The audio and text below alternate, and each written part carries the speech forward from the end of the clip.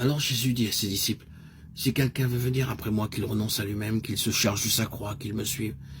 Car celui qui voudra sauver sa vie la perdra, mais celui qui la perdra à cause de moi la trouvera.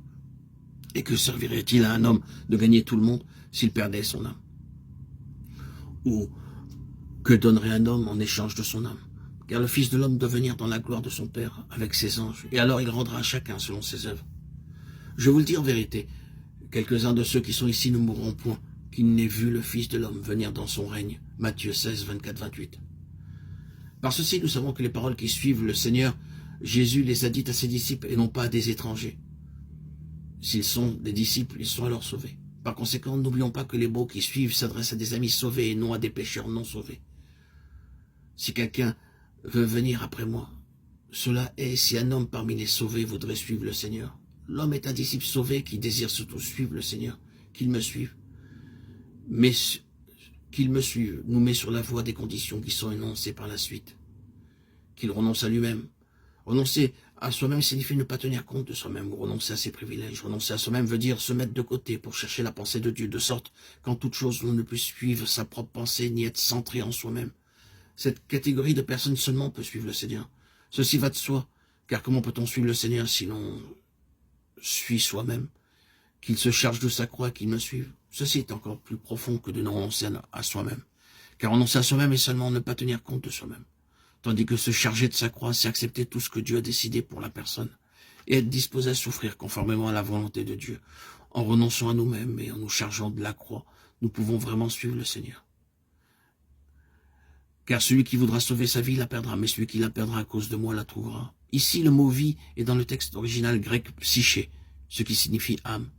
Ce verset de l'Écriture nous parle donc du salut ou de la perte de notre âme, ce qui nous éclairera sur le sujet à l'étude. Car relie le mot qui suit avec ce qui le précède. Cette relation nous aidera à voir que la phrase qu'il renonce à lui-même, qu'il se charge de sa croix, dans le verset antérieur revient au même que sauver ou perdre l'âme mentionné dans le verset qui suit, car celui qui voudra sauver son âme. Car, en le traduisant ainsi, cela signifie donc que bien qu'il ait le désir de suivre le Seigneur, toutefois, il n'est pas prêt à renoncer à soi-même et à se charger de sa croix. Ceci nous aide à comprendre quelque peu la signification de sauver son âme et révèle combien une personne est peu disposée à renoncer à elle-même, à renoncer à ses privilèges et à consentir de souffrir pour obéir à Dieu. Ainsi, nous pouvons nous rendre compte que la signification de sauver l'âme est justement le contraire de renoncer à soi-même et de se charger de la croix. Si quelqu'un sait ce qu'est le renoncement de soi-même et ce qu'est porter la croix, il saura aussi ce que signifie sauver son âme. Le Seigneur nous dit que si un homme est si soucieux de lui-même, au point de ne pas vouloir renier son moi, de prendre sa croix et de souffrir à cause de l'obéissance à Dieu, un tel homme, en fin de compte, perdra son âme.